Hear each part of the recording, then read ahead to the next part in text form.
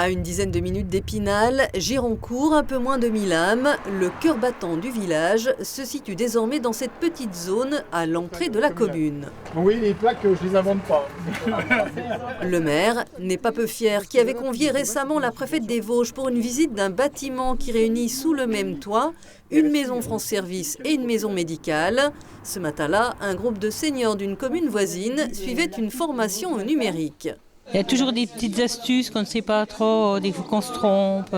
Oui, je ne suis pas tellement dans le numérique.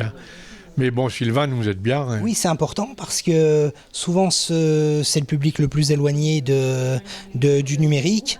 Donc il y a besoin de confirmer des choses acquises parfois et puis des fois des choses à apprendre depuis les bases. La représentante de l'État, plus que satisfaite des services publics offerts aux habitants, comme le bureau de la Poste, ouvert 6 jours sur 7, a également été impressionnée par le nombre des professionnels de santé qui se sont installés à Gironcourt. Une véritable liste à l'après-vert. On a donc 4 médecins généralistes, 3 kinés, une orthophoniste, une nutritionniste, une psychologue. Et dans les bâtiments autour, 2 dentistes, 2 ostéopathes, un podologue. Et on a fait le tour, je crois. C'est merveilleux, ça empêche d'avoir un peu du désert médical comme on a à droite à gauche. C'est une belle réalisation pour tout. Cette petite commune n'est donc pas concernée par les déserts médicaux qui attirent une patientèle dans un périmètre de plusieurs dizaines de kilomètres. Mais cette image de la ruralité, n'est-ce pas l'arbre qui cache la forêt?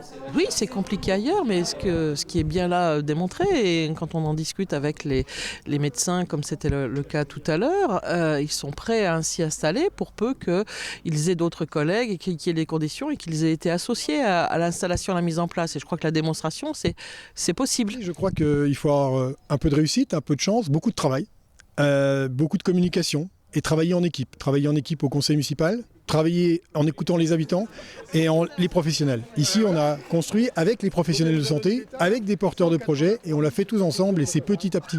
La qualité de vie à la campagne est sans doute pour beaucoup dans l'attractivité de ce territoire rural. Les commerçants y trouvent aussi leur compte.